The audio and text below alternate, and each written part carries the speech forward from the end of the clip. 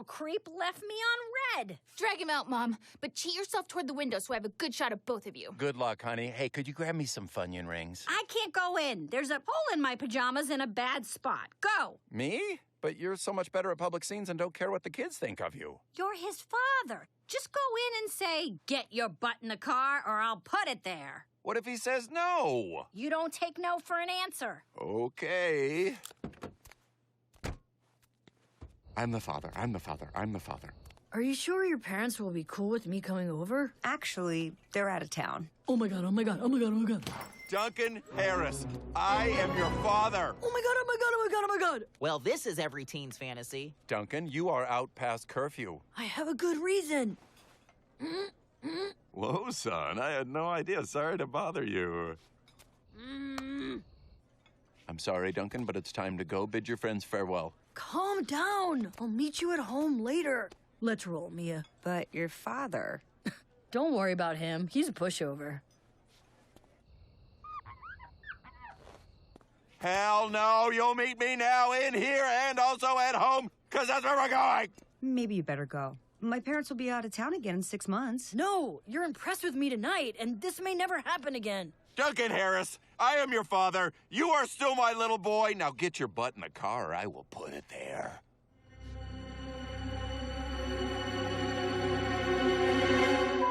You, Jack! Oh.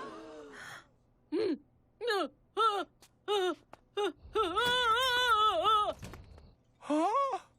Damn!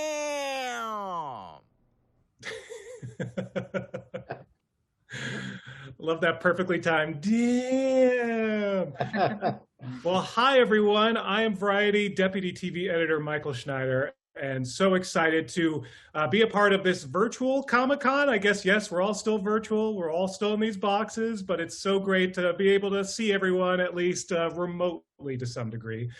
From the Emmy Award and Golden Globe winner, Amy Poehler, of course, and also Emmy Award winners, Mike and Julie Scully. Welcome to Duncanville, everyone. Here we are. So the big news, the fantastic news, Duncanville has already been renewed for a third season, even as we're still in the middle of season 2, which is fantastic news. It airs Monday nights at 9:30 on Fox, but you can also go binge it, catch up on it by going to Hulu or Fox Now. There are many ways to check out Duncanville. Or you can continue to watch this panel right here. So why don't I introduce you to the fine folks behind Duncanville. First off, the executive producers and co-creators of Duncanville, Mike Scully and Julie Thacker Scully. Mike and Julie, welcome. Hey, how you doing, Michael? Good to see you guys. And your blurry background, that's real, by the way. They live in this weird void. Congratulations, Scullys. Thank you. It's Wiz Khalifa behind us. It's the smoke. It's Wiz's smoke. Next up, she plays Bex on the show. Betsy Sodaro. Betsy, welcome. Thanks for having me. Is the swaggy Yangzi on the show. Yasser Lester, welcome. Hey. And everyone, make sure you get vaccinated every day. Every day. 4, 5, 6 times so we can do Doesn't Comic-Con matter. next year in person and see you guys there. She is the youngest on the show, playing Jing, Joy Osmansky. Hi. She plays middle child Kimberly, Ricky Lindholm. Ricky, welcome. Thanks for having me. He's the dad that I most relate to, including in that clip. I have a 15-year-old who is very much like Duncan, and I feel like I'm very much like Jack. Ty Burrell. Ty, welcome. Oh, I hope you're not getting screamed at too much. It comes with the territory, and my son will probably watch this at some point, so I just embarrassed him to the world, so you're welcome, Evan. And finally, co-creator, executive producer, and she plays both Duncan and Annie on the show, Amy Poehler. Amy, welcome. Thank you, Michael. And don't worry, Michael, Evan's not watching. He doesn't like to watch you work. This will only pop up when he's watching some other YouTube video and suddenly like, why is Dad there? Yeah, he doesn't want to watch Dad. Totally embarrassing. Yep. So excited for season 2, which is underway right now. Amy, let's kick things off let's talk about that first episode, because it was so fun to have a Parks and Recreation reunion, with some of our favorites, those voices. How did that all kind of come together? How'd you guys figure out a way to kind of get them all in there? And what was that like to sort of, reunite with the old team on your new show? It's so cool. I mean, Mike and I have a lot of dirt on a lot of these people. They owe us big time, and we could really take them down. So it wasn't so much of an ask as a tell, like you're doing this or else. No, but it's really great to get to work with those people who are my friends and happen to be so funny. And I think that I could probably speak for everyone here that one of the best parts about doing this job is that you just get to have people who you find so fun and funny come in and drop in and do stuff. So we were thrilled to have them. Yeah, no, that was great. And you're right. Mike Scully, obviously, who we saw several times on Parks and Rec through the years. Those cameos were always enjoyable, Mike. I'm disappointed you haven't further pursued your acting career, but it wasn't my choice. It just kind of happened that way. Let's talk about sort of the origin story real quick of Duncanville. I'm sure you guys, Mike and Julie and Amy get this all the time from people like me who say, like, this is like the most relatable show I think ever in terms of raising a teenager, being a parent, trying to be that cool parent, but at the same time trying to figure out, like how to handle someone who are in those years. Talk a little bit about the inspiration, but also where you're sort of getting some of these storylines. How personal are some of these things from your writing staff as well, and the inspiration for some of these stories that you guys tell. It's got the clip you just saw where Duncan, tells his dad to F off for the first time, gets up that nerve. We talked about it with the staff, and I was telling a story about how the first time I did it with my dad, because I was literally 15 years old, and it just built up inside, and I finally decided, this is it, I'm letting loose. The mistake I made was not running away like Duncan did. You stayed. Yeah, I stayed. You stayed and paid the price. Yes, exactly. And you start talking about moments like that in like people's lives, and a lot of people have that story, particularly around that age is where you decide to test the sweet spot. Not all of us have that story. Yeah. Right. I would just like to add, as someone who grew up without a father, you should say it to every man you meet. Just any guy, you should absolutely say it to him, just in case. You don't know. I remember doing that to my dad. I remember I was 14 and I did run, and we had one lock in our house and it was in the bathroom, and I just ran and I just locked myself in there until my mom came home. I feel like when I was in my early 20s, I was the first time I even just disagreed with my dad. Wow. I have a differing opinion. Yeah. You didn't have that moment in time where all cards were on the table? No, and now what's going to happen with me is it's going to be my daughters who do it. Well, Ty, I'm sure you get the question a lot, having just come off Modern Family and moved to this show, and sort of playing two different dads who have a lot of similarities, but also some differences. And what was that when you agreed to sort of join the show? What were your thoughts in sort of playing sort of another dad who's sort of in that sort of similar stage of life, and sort of balancing trying to be the fun dad, trying to be the friend, but at the same time trying to be a dad? They call me the man of one voice.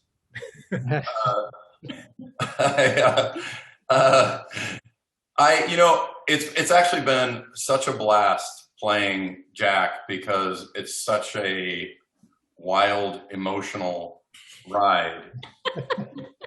And that actually has been really fun and very different. I mean, Jack is so emotional that he is almost literally and figuratively a character from a musical, where his emotions get so big he has to sing, and And I have sung more in this show than I have sung in my entire life. I really am enjoying it, and it's really fun. I always, in the best way, I always leave the booth with a little bit of a hoarse voice from either flying off the handle in terms of temper, or he's sobbing or something. It's really been a blast. So dare I ask you the Sophie's Choice question? Who would you rather have as a dad, Jack or Phil Dunphy? I'm gonna go Phil on this one. Yeah, Phil on this one. Jack's. I don't know where Jack's story ends. It could end up in murder suicide. That's true. You don't know. We don't know. And Phil's the better looking of the two, we should say as well. Oh, thank you. Depends on your taste, Michael. You can't speak for him. Yeah. Well, Jack is obviously trying to hold on to sort of that cool rock star sort of dream that he has. But there's a moment where the ponytail is cut, and that could change everything. And we have a clip. So why don't we take a look at a tragic moment for Jack?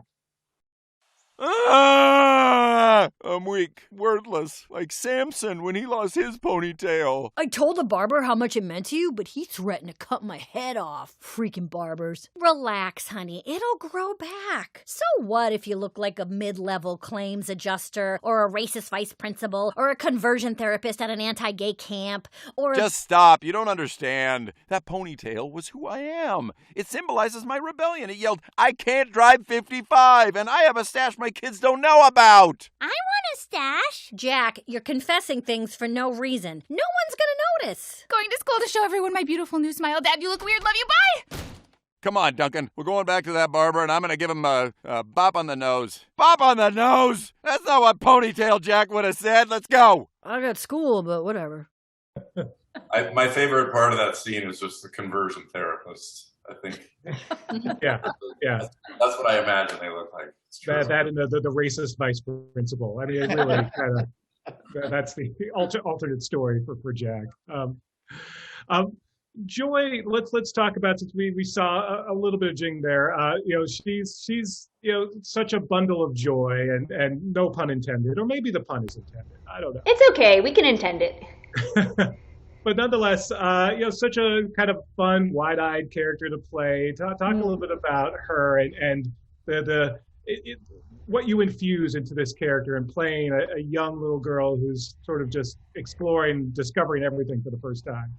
Well, it's actually really cathartic because, we're so pushed in the other direction for most of our lives that it's so nice and such a liberation to play a 5-year-old. And I have young children, and so I just feel like I can bond with them in this way by echoing their little voices that are incessantly around me. So it's really, really fun and not a stretch.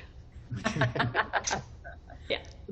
Some touching moments too, like the episode where she engineers it just to spend a little more time with her older sister. Oh yeah, I love that episode. Ricky and I were so excited when we read that one. We got so excited. I love that episode. Yeah, the writing is so wonderful, and I love, Jing is so small, but she has these really wonderfully piercing insights, and anyone who has experienced young children knows they are without fail the most unedited clarity in your life, and I like doing that on screen too. It's fun.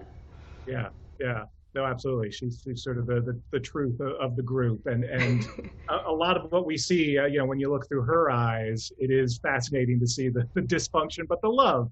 Yeah. Do you have any other favorite moments, Joy, from playing her so far?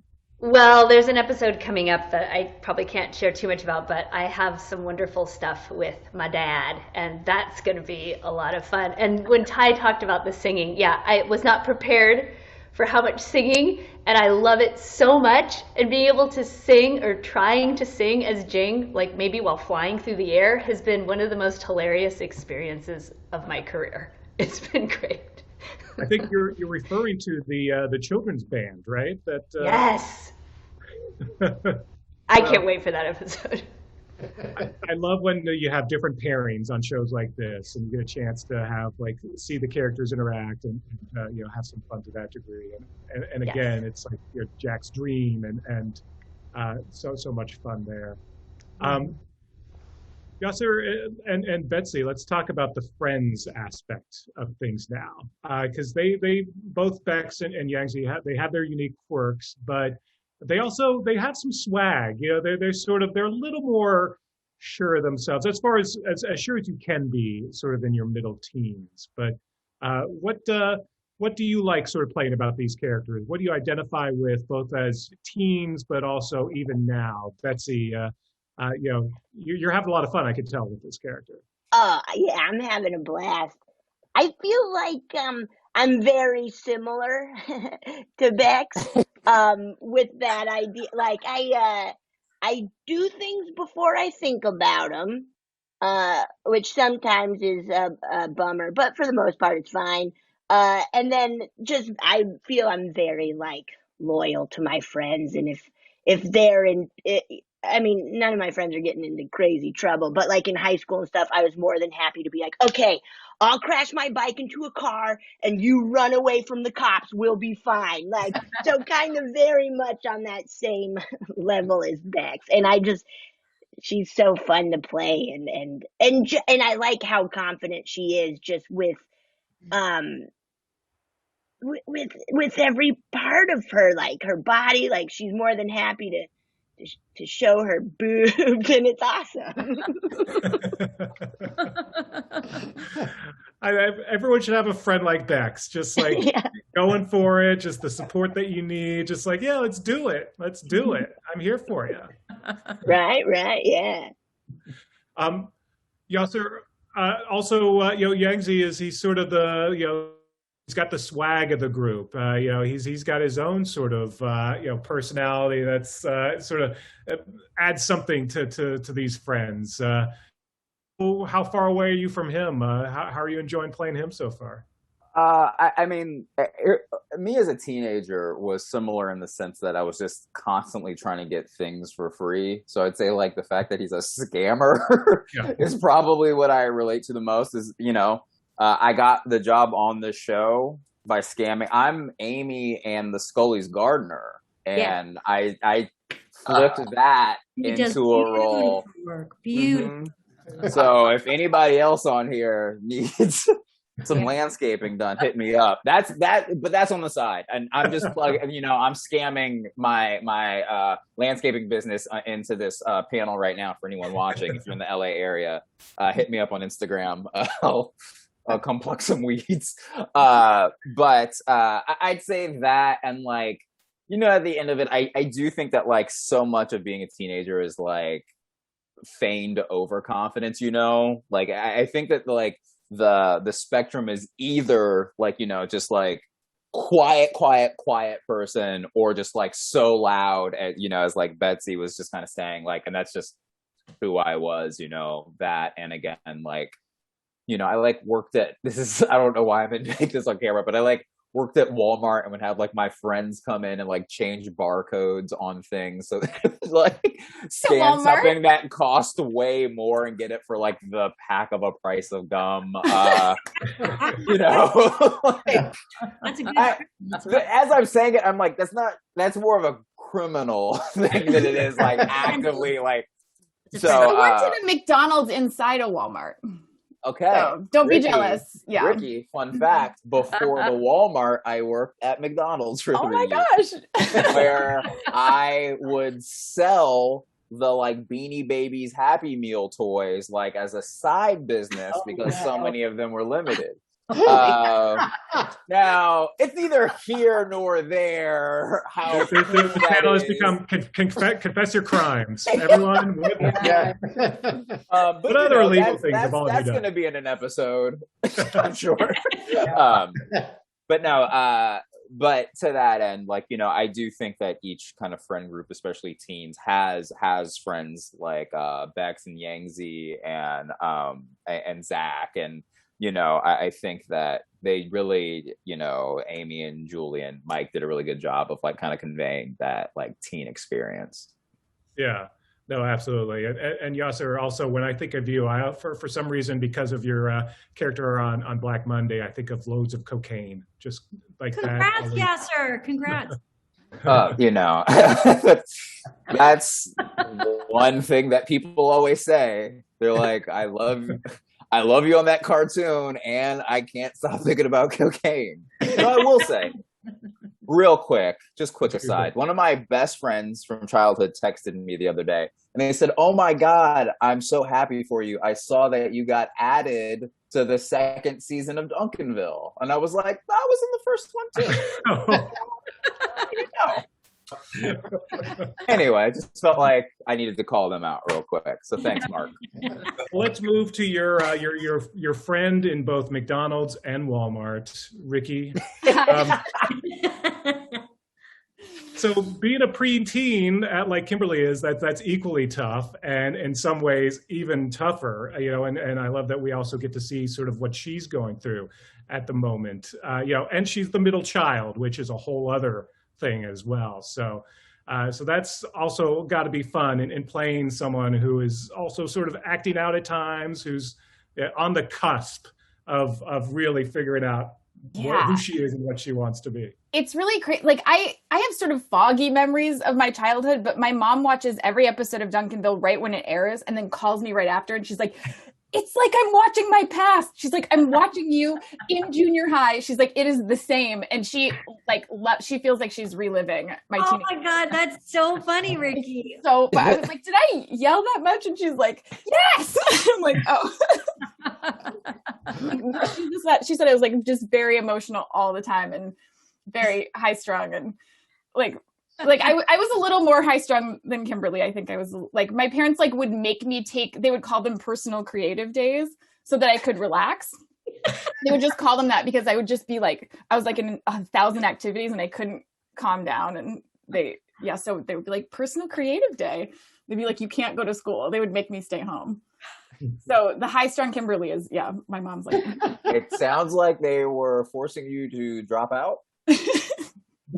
They just my back went out when I was 14. I was just like if I got one thing wrong on one test, I was just a lot. But I was as emotional as Kimberly. But just I'm writing all this down. Yes. He's typing personal creative day. Yes.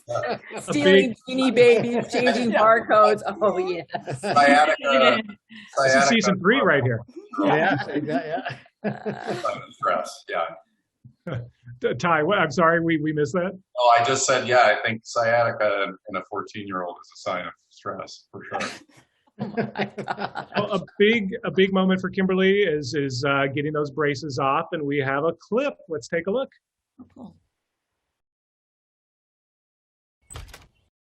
Hey, we don't keep any cash on site. I'm not here to rob you. I'm so sorry. The AA meeting is down the hall. They think you're a drunk. I get this all the time. My rock and roll persona scares some people. It's my badass cross to bear. My renegade husband and I are here for our daughter's braces. Hey, it says on Reddit that half the people who get their braces off, their teeth come off with them. Shut up! This one girl had to make new teeth out of her own toe bones. Mom! Oh, and now she can't smile or wear open-toed shoes. You're gonna be stumbling around with toe teeth. Ooh, ow! Mom! Jack, get Duncan out of here. Come on, Dunker, let's blow this joint. Let go of me, you drunk!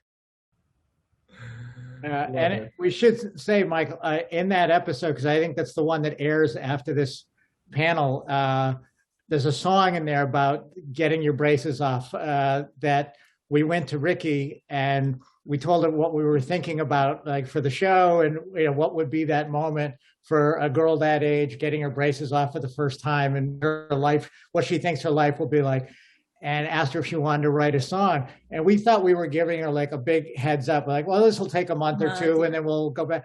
In 5 days, Ricky and Kate Micucci came back with this song that's hilarious and beautiful. It's very Disney-esque, and it's in that episode. And then it's reprised at the end of the episode by Wiz Khalifa at the end. So. Ricky, did you ever think that you would write a song to be performed by Wiz Khalifa? Never. And it's so amazing. Yeah. Nothing about my life I saw going the way it goes. So I'm just always delighted and surprised. So.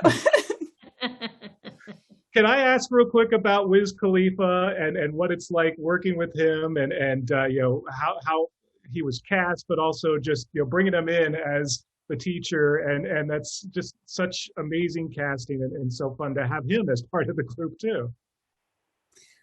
Oh wow!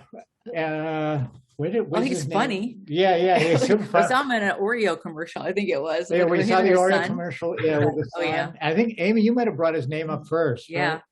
Yeah, I love him. I think he's so funny and talented. And we were so excited he said yes. And he's been a blast to work with and do these virtual read-throughs with. And yeah, he's just so funny. I mean, he's like a really talented guy. Obviously has great timing, but is a very sweet and nice collaborative like cast member. And he's just, that character is just such a funny character, and so much of it is because of what Wiz has brought to it, for sure. And we're all terrified of him. Yeah. To be clear, this is I'm just kidding. Hey, he was the best.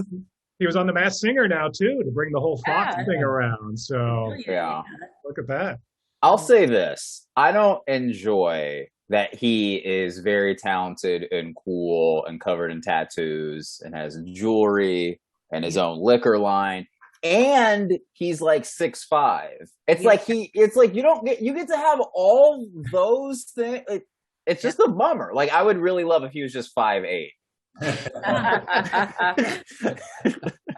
So Amy, some of my favorite moments are between Annie and Duncan. It's so touching. It's the mother who's sort of realizing that her firstborn is leaving the nest, and sort of the touching moments. I love like the stock car racing this season.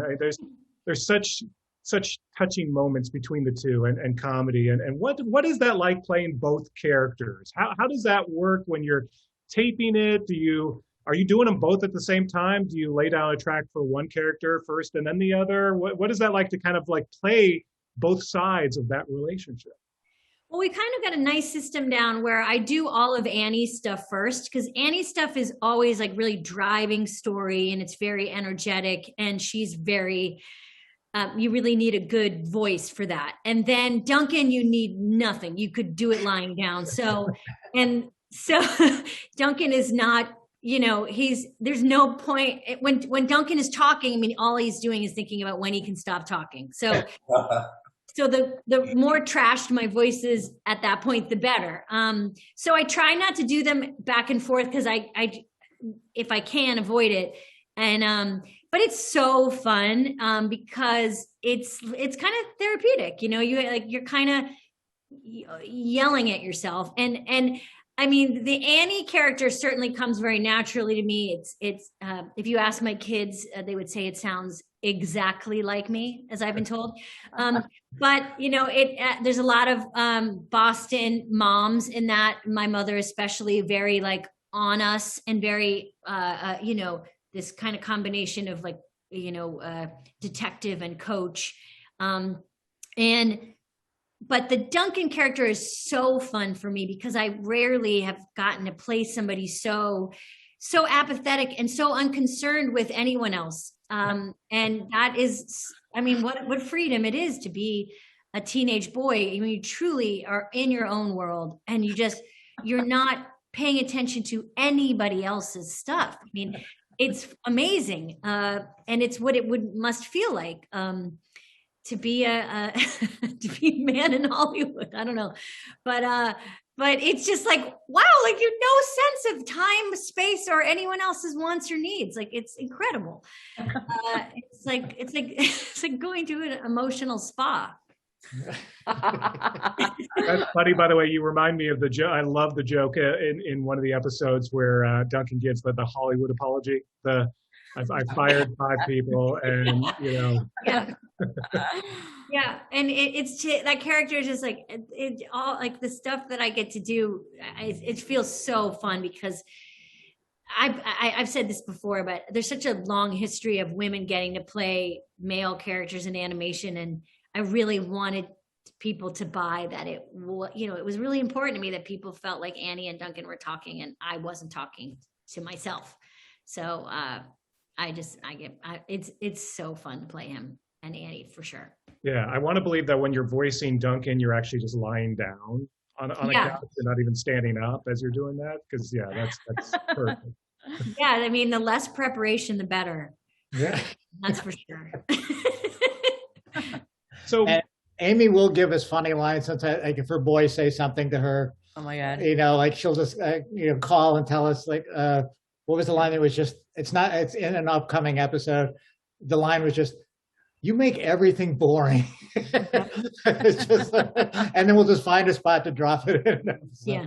I was going to say, this sounds like it's good prep for as your kids become teenagers, but it sounds like they're already getting there, Amy. So they think Duncan is like a poet genius. I mean, they're like, this guy is this. Like they're just like this.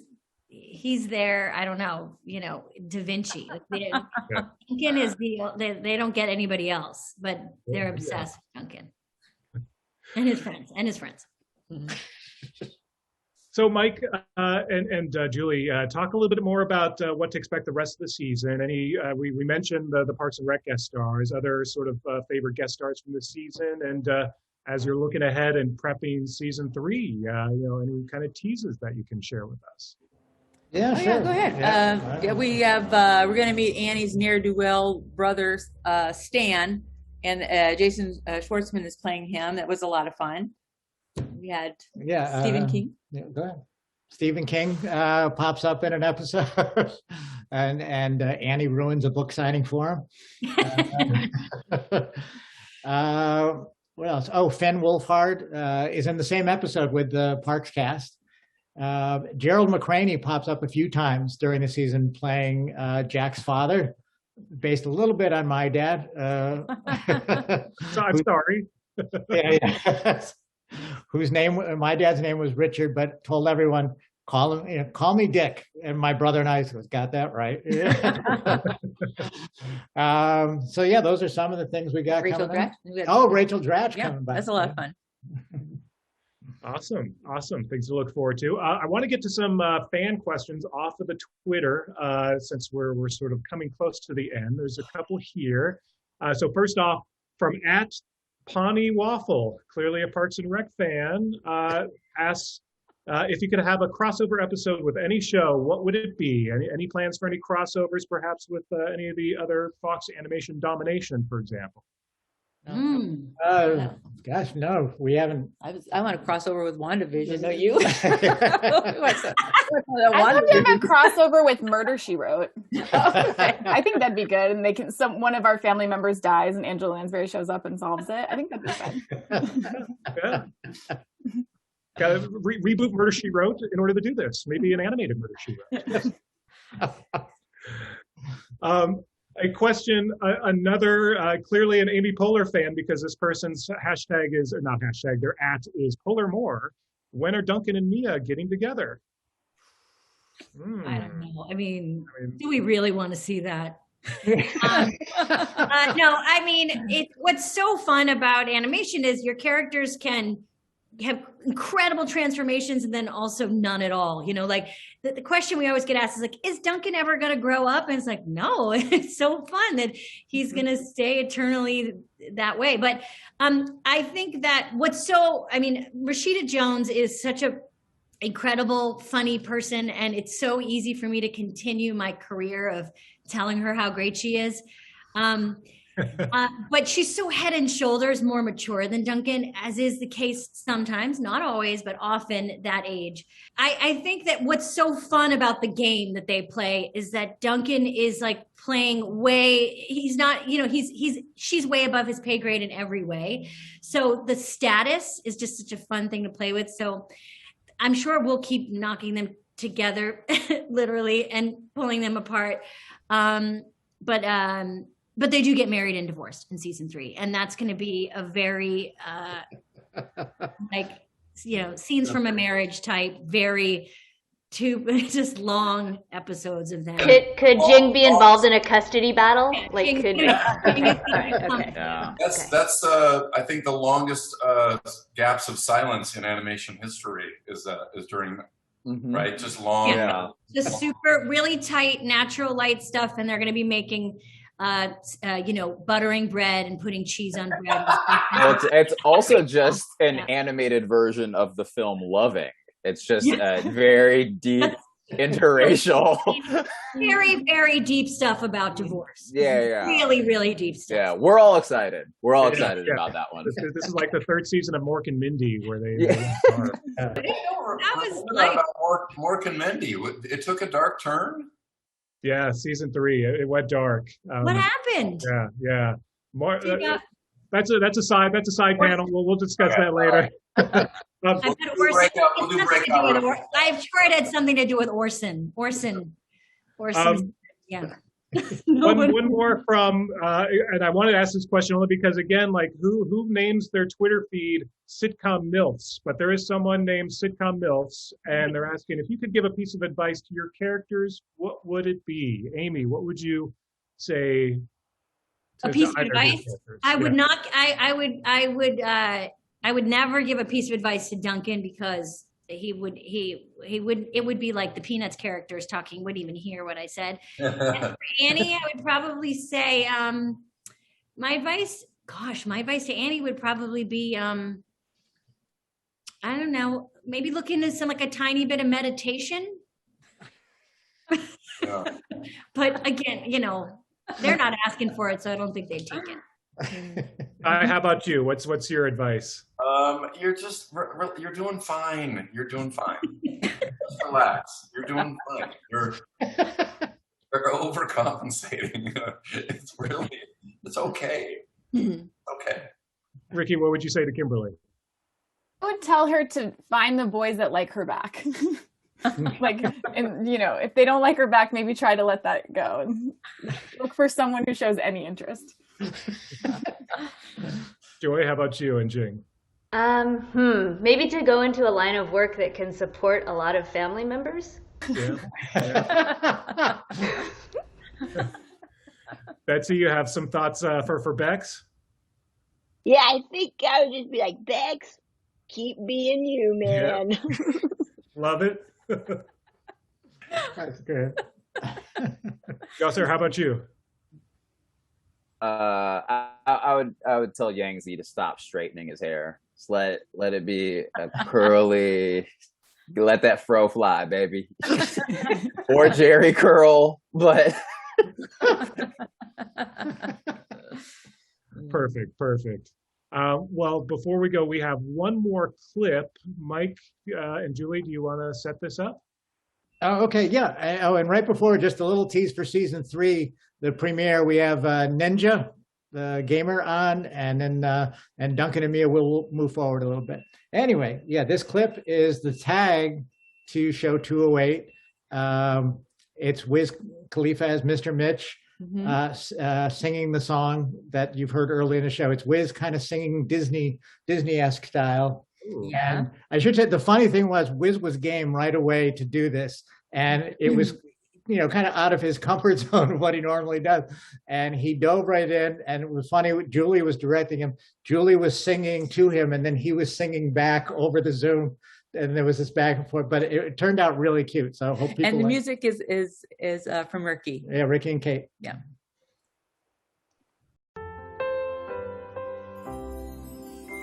I've waited for this moment for what feels like eternity, but today's the day I can finally say I've got parsley. I can mix it into gummy bears, I can stir it up in tea, and each and every birthday I make a big brownie. And also, just maybe, my mom won't be so critical. What? I'm going to the late service. And also, is it weird? I think I am invisible. Whoa, where'd I go? Man, this parsley hits. What was I singing about? Oh, right. Here's the sitch, I'm Mr. Mitch. I have a trusty hoe. Can't wait to pack these veggies in my bowl. He can't wait to pack those veggies in his bowl. You saw that, right? Shout out to Wiz Khalifa. Yeah, that's great. That was pretty great. Ricky, who played the birds. Oh, right. Well, like I said before, catch up right now on Duncanville by going to Hulu or Fox Now. And new episodes, of course, Mondays at 9:30 on Fox. Thank you so much, Mike and Julie, Amy, Ty, Yasser, Thank you for having us. Michael. So fantastic. Thanks, Michael.